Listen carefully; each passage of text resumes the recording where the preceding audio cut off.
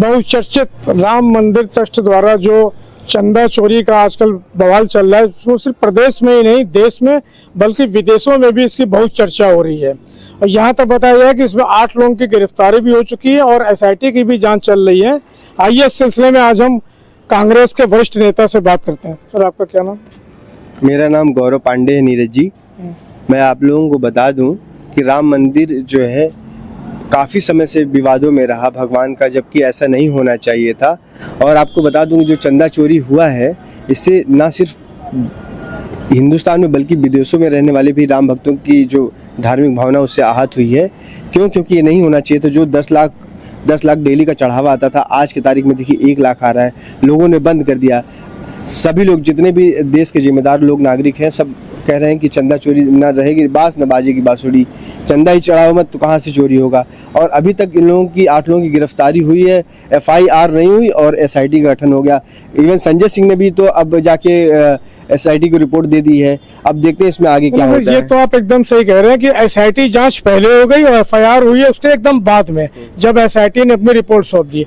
और जब तक FIR नहीं थी तो SIT जांच कैसे कर रही थी? क्योंकि उसके पास कोई पावर नहीं रहती, ना तो किसी को बुला के वो उससे पूछताछ कर सकती है। देखिए, SIT का जांच कौन कर रहा है? SIT का जांच वही अधिकारी कर रहा है जो जिसके ऊपर कुंभ में मुकदमे उस पर दर्ज हुए। कुंभ में वही आदमी SIT की जांच कर रहा है। SIT की टीम क्या कर रही है? संजीव प्रसाद, जो इनके मुख्यमंत्री के जो मुख्य सचिव है संजय प्रसाद, उनको लाके धीरे से SIT की रिपोर्ट दे रही है। जबकि संजय प्रसाद का खुद तीर्थ ट्रस्ट में उनका नाम आता है। तो इस पे जनता को संदेह हो रहा है। लेकिन जब तक दूध का दूध पानी का पानी नहीं हो जाता, तब तक हम इस पे फैसला नहीं करेंगे, ना कोई विचार करेंगे इस पे। सर, ये बताइए, जैसे कि चंपत राय जी ने भी अपना इस्तीफा दे दिया, अनिल मिश्रा ने भी अपना इस्तीफा दे दिया, अब खाली गोपाल राव जी बचे हैं इसके। तो ये लोग आखिर इस्तीफा क्यों दे रहे हैं इसमें?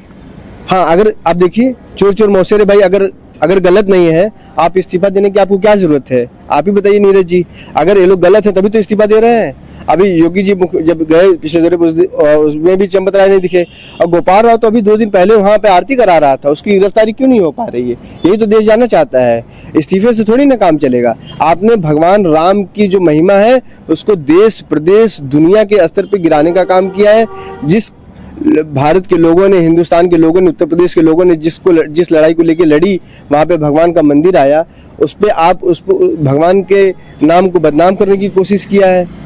आपको तो सजा होनी चाहिए, कड़ी सजा होनी चाहिए और इन लोगों को तुरंत जेल के सलाखों के पीछे डालना चाहिए। चंपत राय, गोपाल राव, अनिल मिश्रा जितने भी हैं। अच्छा, वहां पे रिपोर्टर जा रहे हैं तो उनको धमकी दिया जा रहा है, धक्का दिया जा रहा है, भगाया जा रहा है। अभी कल कुछ मैं देख रहा था, नेशनल मीडिया के साथी पत्रकार थे, उनको भगा दिया जा रहा है, कोई जवाब ही नहीं दिया जा रहा है।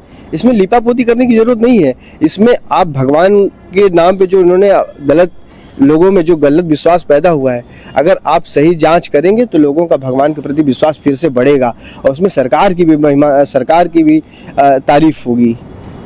इस राम मंदिर ट्रस्ट में जो चंदे की चोरी हुई है, इससे खाली आम आदमी नहीं, करीब 100 करोड़ हिंदुओं की आस्था को ठेस पहुंची है। इस आस्था की ठेस को आखिर ये सरकार कैसे पूरा करेगी? और रही बात, तो अयोध्या बार काउंसिल ने भी वहां पे किसी का भी केस लड़ने से मना कर दिया है। तो इसके बारे में कुछ बताइए। आप देखिए, आप सही कह रहे हैं, बिल्कुल ठीक कह रहे हैं। अभी अयोध्या में जितने भी पत्रकार साथी थे, सब लोगों ने, जितने भी इसमें जिसके ऊपर मुकदमा हुआ है, जो लोग जिसकी गिरफ्तारी है, जिन्होंने इस्तीफा दिया है, उनका केस लड़ने से मना कर दिया है। अगर देश की न्यायपालिका ही उसको सिरे से निकाल दे रही है तो आप उसकी गिरफ्तारी क्यों नहीं करते? आप उसको जेल क्यों नहीं भेजते? आप भगवान की महिमा को क्यों नहीं लोगों में विश्वास पैदा करते? इसका मतलब कहीं ना कहीं लिपापोती हो रही है। इसकी न्यायिक जांच होनी चाहिए। अपराधियों को जेल भेजें, कड़ी सी कड़ी सजा हो, उनकी संपत्ति जब्त करें, भगवान राम के मंदिर को वापस दान दिया जाए, ताकि लोगों में जो विश्वास का माहौल हो फिर से पनप सके। सर देखिए, चंदा तो सबने दिया था, जिसकी बड़ा था उसने लाखों में चंदा दिया, छोटे आदमी थे 100 रुपए, 1000 रुपए, सबने इस राम मंदिर के निर्माण में चंदा दिया था। लेकिन आज उनकी आस्था को बहुत ठेस पहुंची है। तो ये थी गौरव पांडे जी की राम मंदिर चंदा चोरी के मामले में अपनी राय। और आपको बताते चले कि इससे पूरे भारत में ही नहीं, विदेशों में भी जो 100 करोड़ से ऊपर हिंदू हैं, उनकी आस्था को ठेस पहुंची है। मैं नीरज कुमार, प्राइम भारत, लखनऊ।